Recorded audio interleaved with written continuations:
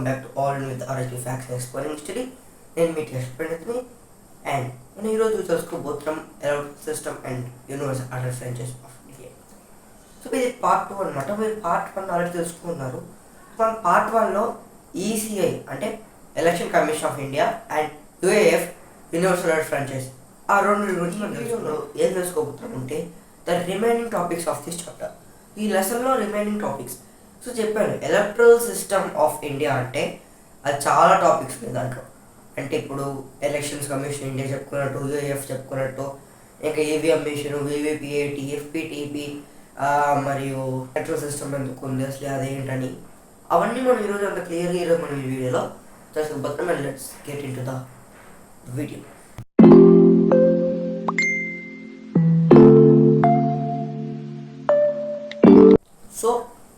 So ఈ video మనం దేని స్టార్ట్ చేయబోతున్నామంటే FPTP, first past the post electoral system. So దీంట్లోనే ఎలక్షన్స్లో ఉన్న క్యాండిడేట్స్ ఉంటారు కదా, అది పార్టీస్ ఒక క్యాండిడేట్స్ వాళ్ళు ఎలా గెలుస్తారనేసి ఈ ఎఫ్పిటిపిలో ఉంటుంది. సో ఇది ఒక సిస్టమ్, ఒక ప్రాసెస్.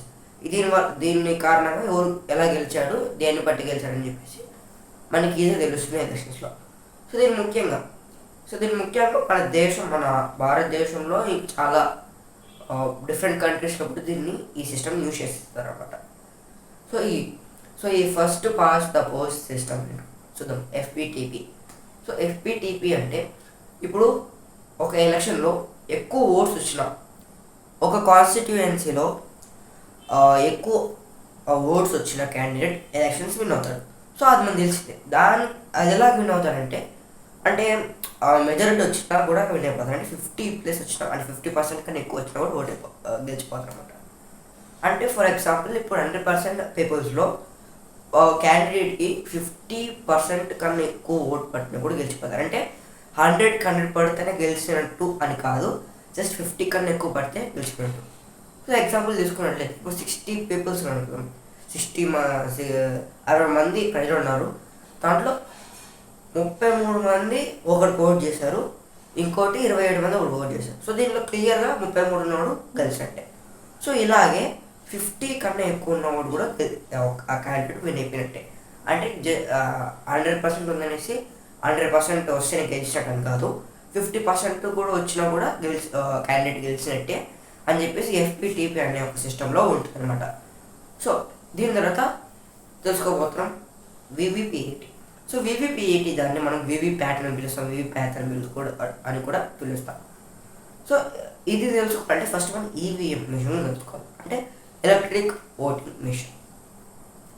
ఈ ఈవీఎం అంటే సో మనకి ఒక బాక్స్ లాగా ఉంటుంది, ఒక మిషన్, ఒక చిన్న బాక్స్లో ఉంటుంది ఒక మిషన్. సో ఆ ఈవీఎం మిషన్లో మనకి పార్టీస్ ఒక సింబల్స్ ఒక సైడ్ ఉంటాయి, దాని బటన్స్ ఉంటాయి. అంటే పార్టీ సింబల్ చేస్తారు ఉంటే దీని కొద్దిగా ఇటు పక్కన ఆ బటన్స్ ఉంటాయి.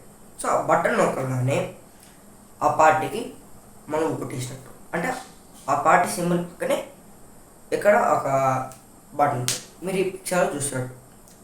సో ఆ నొక్కిన తర్వాత మీరు ఏ పార్టీ కావాలంటే ఆ పార్టీ నొక్కిన తర్వాత మీ పక్కన ఒక చిన్న డబ్బా ఉంటుంది, దాంట్లో ఒక పేపర్ బిల్డింగ్ అవుతుంది. దాన్నే మనం వివిపిఏటి అంటాం. సో వివిపిఏటి అంటే సో వివిపిఏటి అంటే voter verifiable paper audit trial అనమాట. సో ఎప్పుడైతే మనం ఓట్ వేస్తామో వెంటనే ఒక బీప్ సొంతో పాటు పక్కన ఉన్న మనకి ఆ బాక్స్లో ఒక పేపర్ బ్లింగ్ అవుతుంది.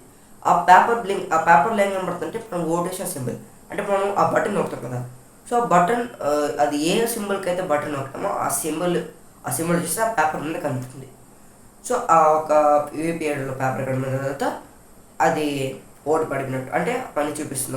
ఒక ఫ్యూ సెకండ్స్, అంటే ఒక 5 to 7 seconds వరకు అది బ్లింక్ అయ్యి నార్మల్ అయిపోతుంది, క్లోజ్ అయిపోతుంది. సో అప్పుడు మనం ఆ ఒక పార్టీకి ఓటేసినట్టుగా తెలిసిపోతుంది.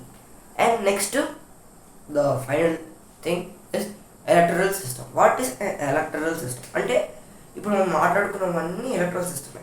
అంటే యూఏఎఫ్ కానీ, ఈసీఐ కానీ, ఎఫ్పిటిపి కానీ, వివిపిఏటి కానీ, ఈవీఎం, ఇవన్నీ ఎలక్ట్రల్ సిస్టమ్. సో ఇవన్నీ కంబైన్ చేస్తేనే ఎలక్ట్రల్ సిస్టమ్. సో ఎలక్ట్రల్ సిస్టమ్ని మనం ఈజీ డిఫైన్ చేయాలనుకుంటే, సో ఎలక్ట్రల్ సిస్టమ్ దాంట్లో ఏముంటుందంటే ఓట్స్ ఎలా వేయాలి, ఓట్స్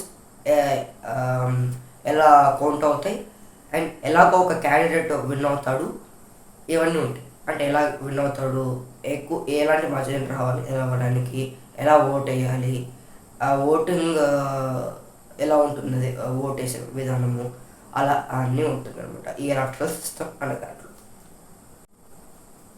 సో అంతే గైస్ ఈరోజు వీడియో. సో ఇది మీకు చాలా క్లియర్గా అర్థమైంది అనుకుంటున్నాను. మీకు ఏమైనా డౌట్ ఉన్నా కింద కామెంట్ బాక్స్లో అడగండి. పార్ట్ 3 అయితే ఉంది, ఇంకా ఇది కొన్ని జస్ట్ ఈ 19% అయిపోయింది, ఇంకా 2% రిమైనింగ్ ఉంది. ఆ 2% చాలా ఇంట్రెస్టింగ్ ఉండే ఒక టాపిక్స్. సో అవి కూడా నేను మీకు క్లియర్గా చెప్పేస్తాను. సో ఇప్పటికైతే పార్ట్ 2 అయితే ఎండ్ అయిపోతుంది. అండ్ మీరు మా ఒక కష్టానికి ఒక లైక్ డిజర్వ్ అవుతున్నాం. సో ఒక లైక్ అండ్ సబ్స్క్రైబ్ చేసుకోండి. చాలా థ్యాంక్స్. నేను ఇంత చూసినందుకు ప్రతి ఒక్కరికి చాలా థ్యాంక్స్.